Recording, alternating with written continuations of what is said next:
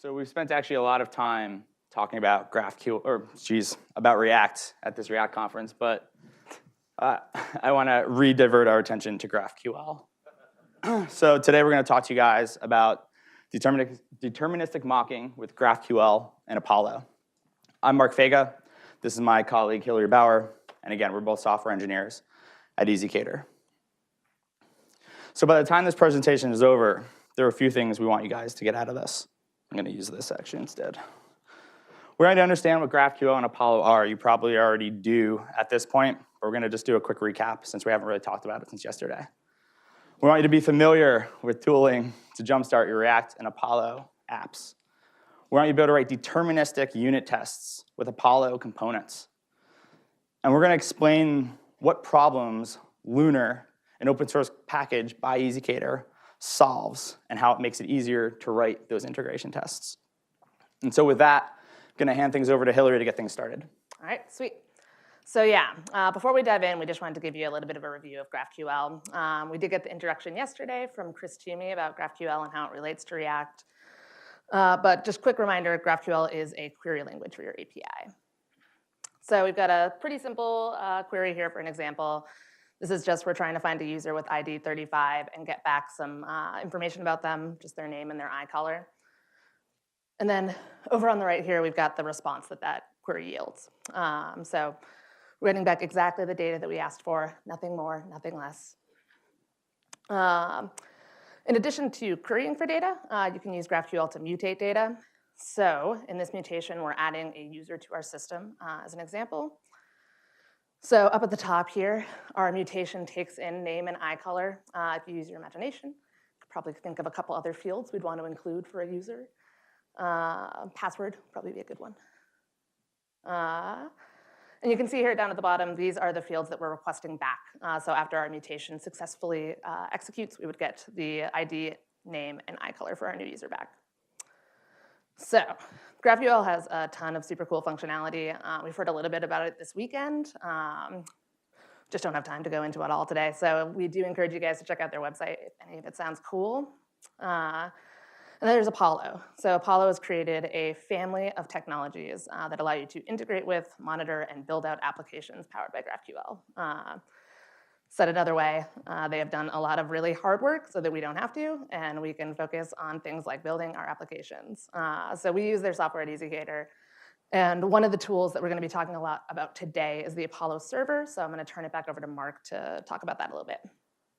Awesome. Thank you, Hillary. All right, so as you said, before we actually dive into testing some of this stuff, I want to talk a little bit about what Apollo server is and what it gets us. So Apollo server implements a spec-compliant GraphQL server that can be queried from any GraphQL client. It's production ready, supports things like CDN integrations, advanced caching techniques, but it also gives us the ability to actually mock our schema so that we can develop our UI in parallel to the API. And that's what I want to talk to you a little bit more about today. So we're actually going to do a little bit of live demoing. I'm going to jump into our schema for today. So at the top of this file, you're going to see we've got a query type and a mutation type. And types in GraphQL have properties. So let's dive into one of those. The user's property on query returns an array of type user. And because it returns an array of type user, we have access to all of the properties that are on that type.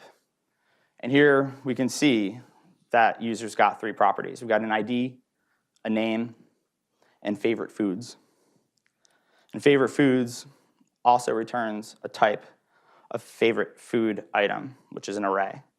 And again, as a result, we have access to all the properties that are in favorite food item. And this continues until all we're left with is a bunch of scalar properties that we get out of the box from GraphQL.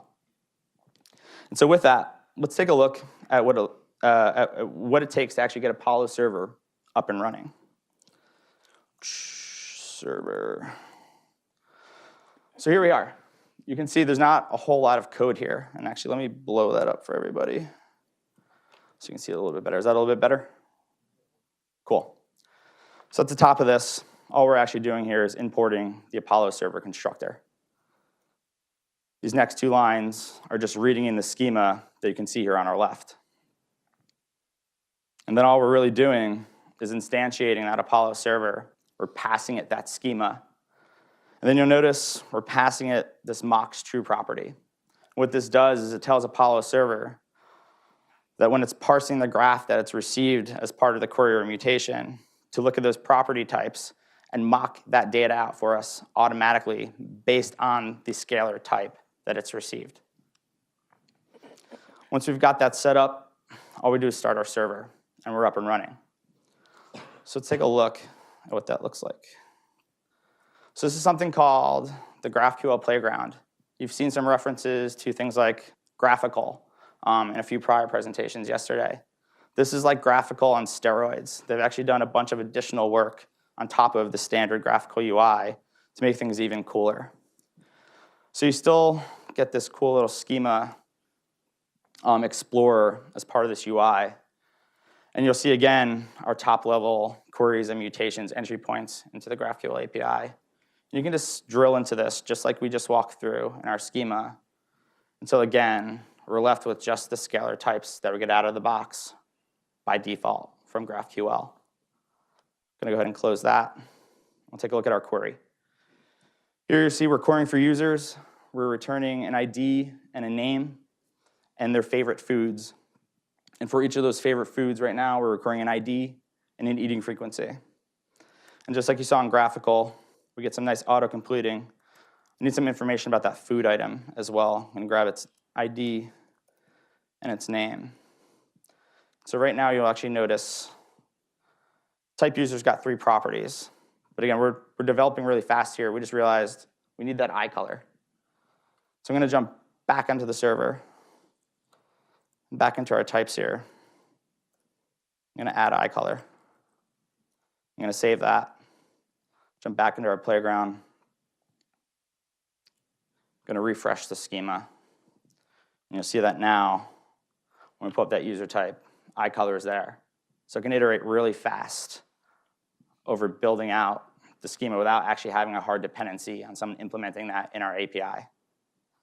Let's just throw it in there for kicks. We'll close this. Let's take a look at what it looks like when I execute this query. So just like in graphical, we get our result set right here. We can see exactly what we asked for is what we got. And you notice there's a bunch of data in here. I didn't write any code. All I did was say mocks true. And you see that Apollo server is returning the UUID types for the IDs. It's returning hello world strings for string properties, so the username, the food item name. Eating frequency is actually an enum, right? So it's restricted by the bounds of that enum, which states that we only allow values of daily, weekly, and monthly. And then there's our eye color, which is also of type string, and so we're seeing a bunch of hello worlds there. Let's take a look at what this actually looks like when we're developing an app. So this is my favorite foods. This is an app that lists a bunch of users. Their names are hello world. And if we want to look at what hello world likes to eat, we can see hello world likes to eat a whole lot of hello world. I like to eat donuts. I really enjoyed the donuts we had yesterday. I eat them on a weekly basis. I'm trying to stay healthy. But when I add that, as you can see, I actually like to eat hello world. Right? So like, this is pretty cool. You can start to really stub things out and get an idea of how you can organize your screen and that sort of stuff. But there's actually a really small tweak we can make to Apollo server that allows us to get something a little bit more realistic looking inside of our app. So let's go ahead and do that. I'm actually going to spin up another server. Oh, wait, don't look. I want to highlight one other thing in the playground. We're talking about Apollo server, but one of the things that's really cool that Apollo has also built is something called Apollo Engine. You're going to see here, there's this tracing. And right now it's not configured, but it's really easy to plug into Apollo server. So let's go ahead and do that. I've turned on tracing, I've turned on cache control, and I've told it to actually use Apollo Engine. There's a little setup before this. It's in the docs. It's pretty easy to configure. There's also an API key I need to start when I pass it to the server. but we've already done that. So let's jump back into Apollo Server and refresh this page. And you'll see that it's telling me to rerun the query to show the tracing results. So now I'm actually getting performance information on the query that I just executed on my server. And these are tools that you can also run inside production. This is actually the UI for Apollo Engine. You get a bunch of really cool data. You can see I was playing around with this last night and getting it set up so I could actually show it to you guys. There's a lot of cool stuff.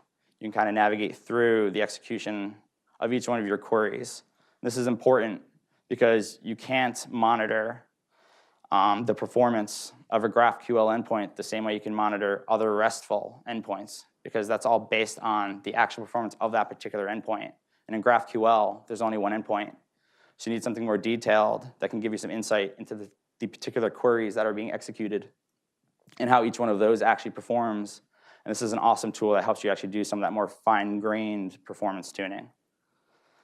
So with that, now let's see how we can improve Apollo Server. Just a few small things. So the only difference here, let me bring it up right next door. So on the right here is our mocks true, just that kind of really quick and dirty, get Apollo Server up and running, get some fake data. And on the left, you'll see it looks pretty similar. Instead of passing mocks true though, I'm just passing mocks. And we're getting those from this mocks file that we're reading in at the top of our file. So let's take a look at what that looks like. So this is our mocks file. And you'll see that all mocks is an object. And you'll notice that the keys for this object are actually the GraphQL types that are in our schema. And each one of these types actually maps to a function. That function is referred to as a resolver in GraphQL. There's a lot of power in resolvers. This is actually how you map your backend database to your front-end schema in GraphQL. You have access to a bunch of really cool things in these resolvers. Now, we're not taking advantage of any of this stuff on the mock server right now, but we're going to get to an example a little bit later where we do. So you have access to the parent object that's actually resolving this query, or this particular property. You've got access to the arguments that are passed into that resolver that you can use to further refine how you're mapping that data. You've got access to the context that query is executing with, and a few other advanced things that we're not going to get into. So if we look at user again, you'll see we're returning a template for the Apollo server to use to generate fake data every time it's invoked. We only have an opinion on the name here and the favorite foods property. For the name, we're just using a faker library to generate realistic looking names. And for favorite foods, we're using something called mock list. And this is also given to us by Apollo server. And here you can just see we're saying mock list 5. And all that's doing is telling Apollo server to generate a list of 5 favorite food items. There's a lot of other really cool things you can do with mock list. You can actually pass it a dynamic range of values, which it will then use to dynamically generate different size lists each time Apollo server is actually invoked. You can also pass it a function that will iterate over every single item in that mock list before it's returned back. So you've got a lot of control over things. But my favorite thing about mock list is you can see here in our query type for the users property, we want to return a mock list of 3 users.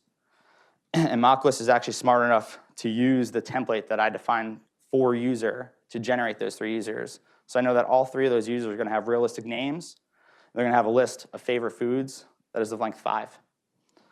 So let's go ahead and kill our current server and run the server that has our mocks plugged in. Let's jump back into the playground. I'll close this. You'll see that now, every time I click this, we're getting some more realistic looking data, right? Usernames actually look like usernames. Food names actually look like food names. We got some sushi, some hummus. You can see we haven't had an opinion on eye color. It's still returning hello world. So Apollo server is actually merging our template with its default template. And so we're still getting the power of what Apollo server does, but with some of the customization of what we want to actually build out our UIs. So if we jump back into our app, hello world doesn't really work anymore, right? We want something that looks real. We want some names that are generated for us. So now we've got a names for 3 users, right? That mock list of 3.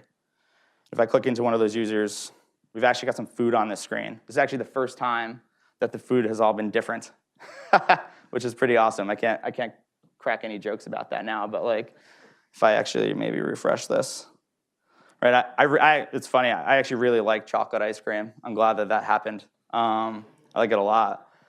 And again, like I can type donut here, but I'm not going to get donut back yet because we're still just dependent on a mock server, and it's using those templates. There's no actual interaction between my form and the Apollo server. And so with that, I think that's all I've got for kind of how you can get up and running with Apollo server. So we're going to jump back into our presentation. I'm going to hand things off to Hillary. Can't see that. Oh, I can look at that. To talk a little bit how we're actually going to test these components that we just saw in our favorite food app. All right, sweet. Hillary? So yes, the testing part of our testing talk. So we're going to start by taking a look at one of the components we just saw in our favorite foods app. So this is the user list component, so just that list of users on the front page there. So up at the top here, we've got 3 lines. These handle the loading and error states that we get from the query component. Generally, we would extract these out and handle them in like a more generic way, but for the sake of completeness, we're going to leave them in line for today. And the rest of the component is pretty straightforward. So if our user list query doesn't return any users, we display a no users message. Otherwise, we render the list of users that we get back. So we can move over into our test file. And this is a little helper function that we use that encapsulates the rendering of a component that we're testing, in this case, the user list. So this helper takes in the mocks that we want to use for each of our tests. A couple of things to drill in on here. We're just going to be using the basic renderer from React Test Renderer to test all of our unit tests. We're using that. So we really don't need anything fancy here to test our query components. We're also leveraging the mocked provider from React Apollo Test Utilities package. So the mock provider is a component that simplifies the testing of React components by mocking calls to the GraphQL endpoint. So this allows us to run our tests in isolation and provide consistent results on every run by removing the dependency on outside data. And then here you can see we're just wrapping our user list component with the mocked provider. You can see here for the provider, we're passing in 2 properties. So this first one is where we're passing in our actual query mocks, and that's what we're going to be looking at today. So first thing we're going to test is our loading logic. So when loading is true, we return a div that contains the text loading. So here we're calling our render component helper function and just passing it an array of mocks. So in this case, we're only executing 1 query, so we only need 1 mock. And the request that we're making is denoted by this request object. So this is a pretty simple query, but if our query needed any variables, we can include those here too, and we have an example of what that looks like in a little bit. So after that, we render our component, and all we have to do is validate that the component contains our loading text. So you might be wondering how we are guaranteeing that our component is rendering in the loading state in this tiny little test. So this works because queries are executed asynchronously. The mock provider doesn't just return the data, it returns a promise that resolves the data. So the loading state is rendered when that promise hasn't resolved yet, and since we aren't explicitly telling our test to wait for the promise to resolve, we're in the loading state by default. So now we can start testing some of our component's core functionality. So this is a test that validates that when there are no users returned, we display our no users message. So to mock this case, we specify that the results of our query should be a data object that contains an empty users array. And just like in our loading test, the query is executed asynchronously, but in this case, we actually do want to wait for the promise to resolve. So in order to accomplish that, we're using a wait here to tick the clock forward 1 tick, just past the loading state so that our component is rendered, and then we can just validate that it's displaying our no users message. So that leaves really like the guts of our component. So in this case, where users exist, we're just rendering those users in an unordered list.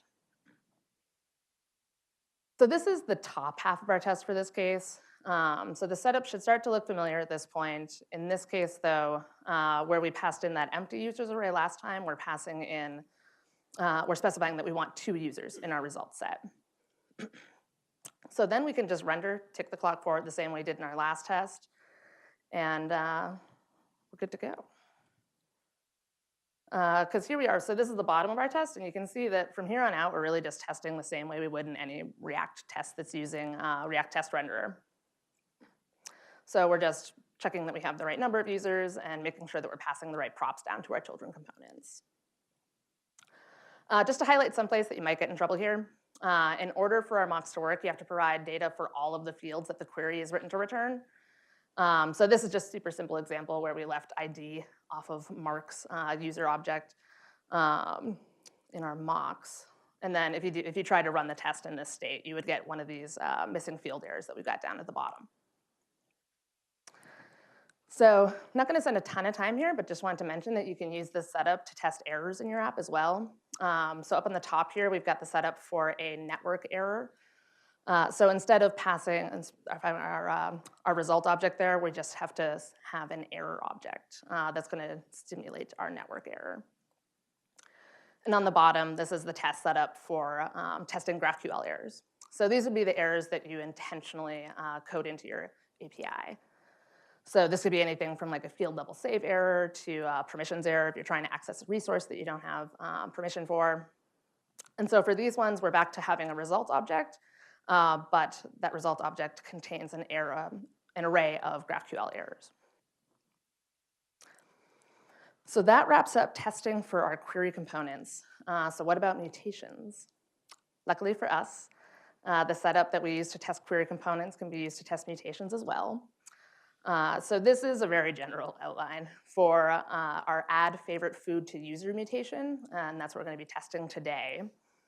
So as the name suggests, we would use this to add a favorite food to one of our users. This would be triggered by that form that Mark was showing us before. So in order to test this, we're going to mock our data out the same way that we did in our last tests.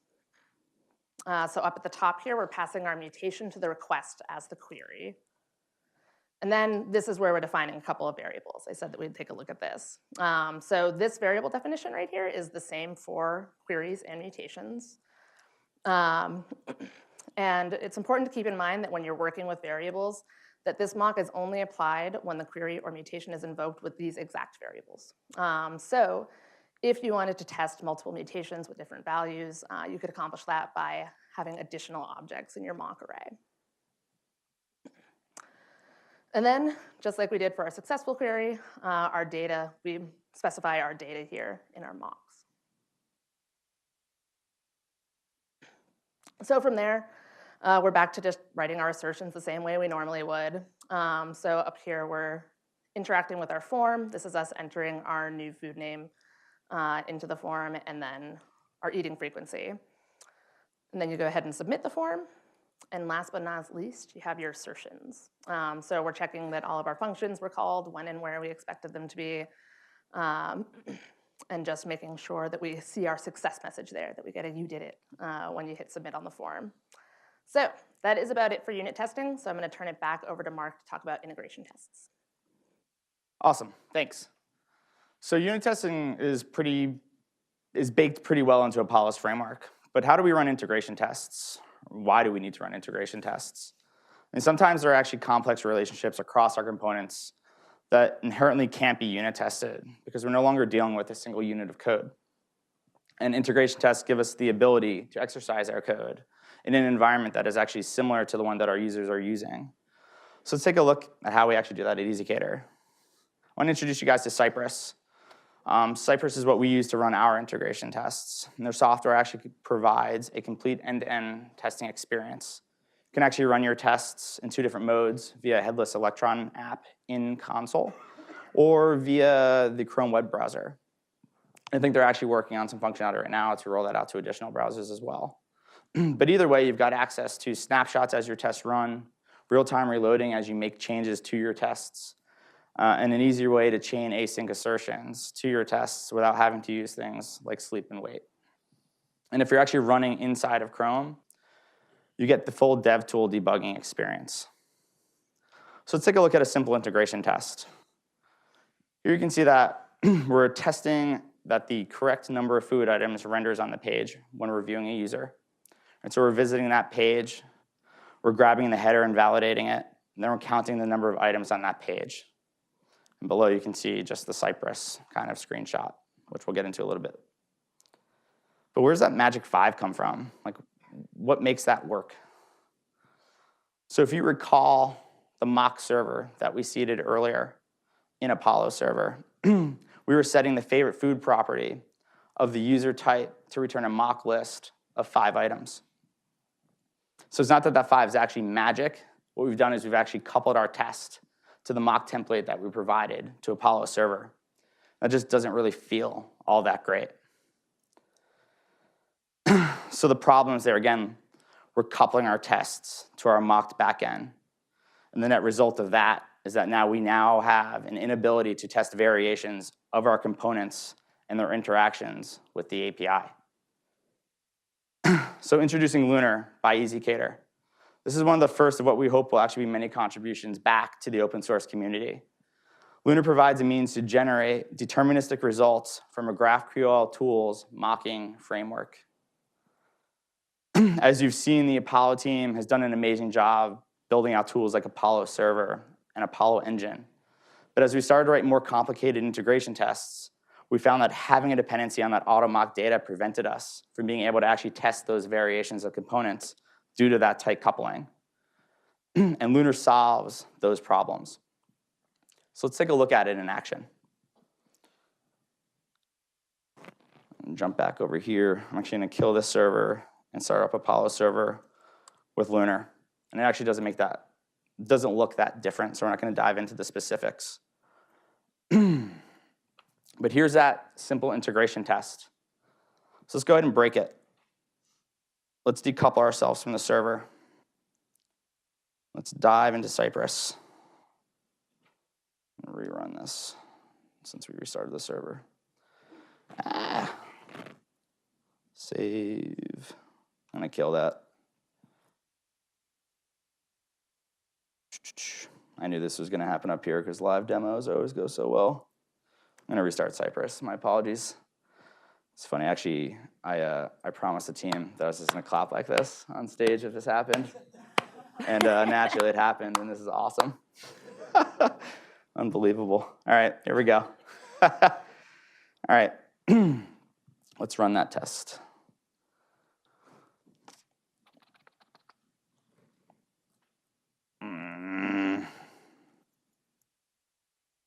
Wait for it. One more time. What's that? Somebody knows how to use Cypress way better than I do. Okay. I've got five items on the screen still, right? Because our Apollo server is returning 5 items still, because that's what we told it to do. But our test is failing now.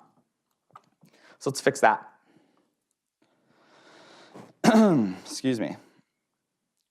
So we're going to come into here, just paste a little something. So this is a Cypress helper that we wrote that just wraps Lunar and how we interact with it to make things a little bit simpler. And you'll see here that the mock that we're passing looks very similar to the one that we actually passed to Apollo server.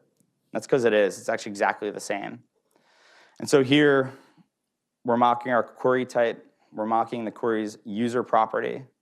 And for that user type, we're mocking the favorite foods property for that user. And you'll notice that we're telling it to return an array with 2 objects. And it looks a little funky, right? But we don't actually care about the template that Apollo server is going to use for those 2 objects. All we care is that we tell Apollo server, hey, we need 2 things back. We don't want 5. We don't want what your default implementation tells you to return. So if we save that and jump back into Cypress, you can see that we've got 2 items on the screen now.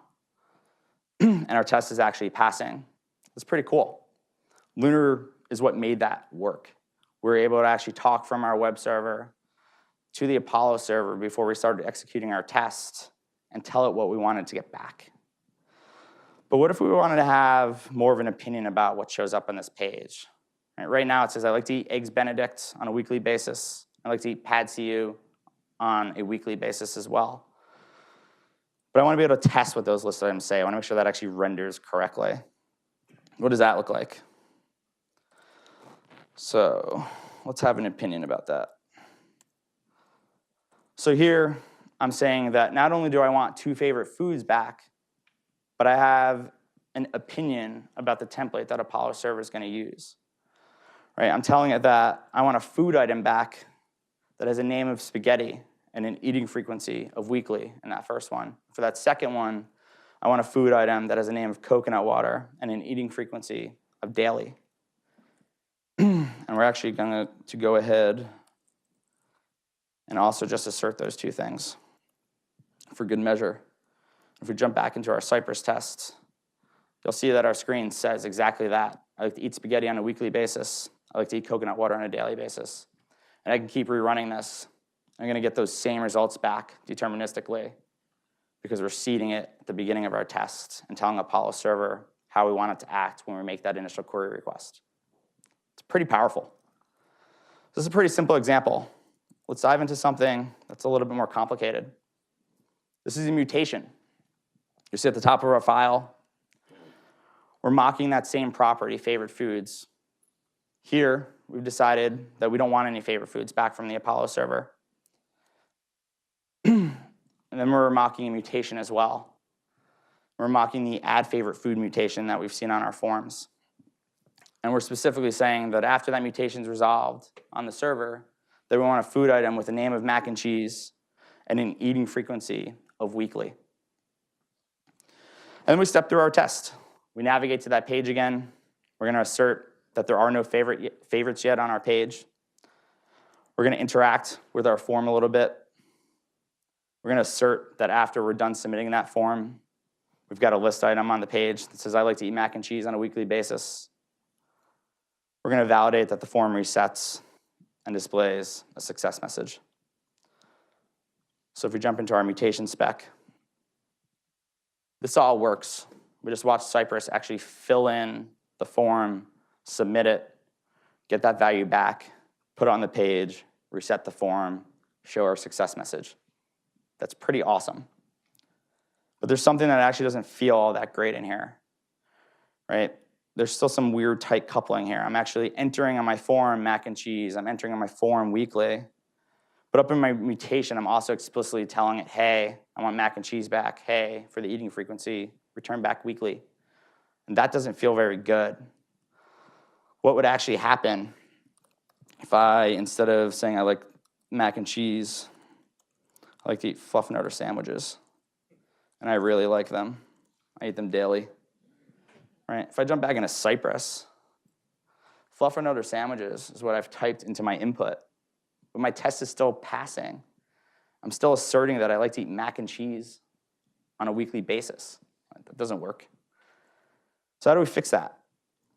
Well, I talked a little earlier about how Apollo server gives you the ability to actually interact with those resolvers. Oops, I actually didn't want to delete that. So let's take advantage of some of that. We have access to the parent, as I described. We also have access to the arguments that were provided to that mutation. So instead of just returning a hard-coded value from mac and cheese, I'm going to return back the name property that was passed to our mutation. Then instead of providing a hard value for eating frequency, I'm going to return the eating frequency back that was passed to that mutation. Now if we jump back into our test, you can see that we're actually saying, I like to eat Fluffnutter sandwich on a daily basis on the screen, and our test is failing again, which is awesome, because we know it's working. So now, let's update our assertion.